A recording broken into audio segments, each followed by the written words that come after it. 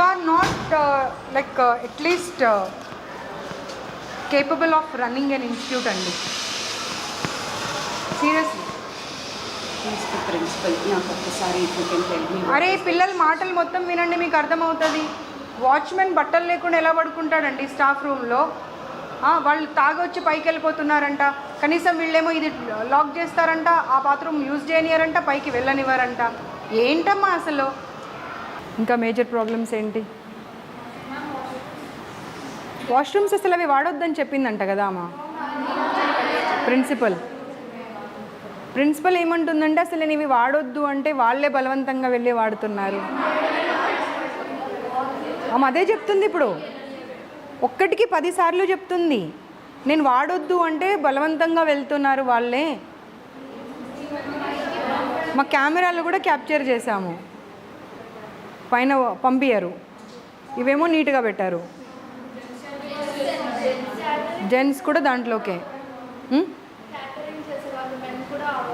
Catering వాళ్ళు, security వాళ్ళు అందరూ దాంట్లోకే. మీరు ఇప్పుడు ఈ ఫ్లోర్లో ఎంతమంది స్టూడెంట్స్ ఉంటారు?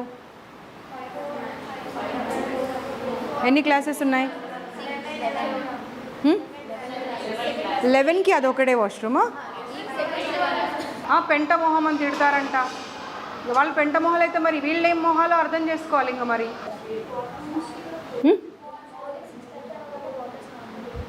6:30కి ఆగిపోతాయి నీళ్ళు. మళ్ళీ ఎప్పటి వరకు? నైట్ కూడా మరి ఎలా? మార్నింగ్ ఏమో నైట్ వస్తాయంటారు, నైట్ ఏమో మార్నింగ్ వస్తాయంటారు. మళ్ళీ ఎప్పుడు స్టార్ట్ అవుతాయి?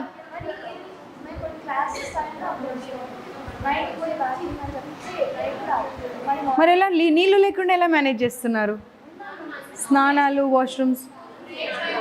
స్నానం చేయట్లే ఎన్నెన్ని రోజులు?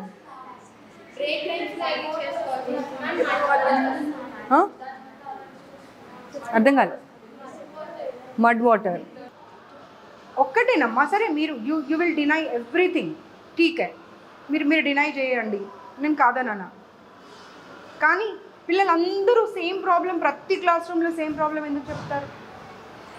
అర్థం చేసుకునే కెపాసిటీ ఉండాలి. ఒకరో ఇద్దరో చెప్పారంటే సర్లే, పిల్లలు కొంతమంది ఉంటారు అలా, ఎప్పుడు కంప్లైంట్ ఇచ్చే వాళ్ళే ఉంటారు అని అనుకుందాం.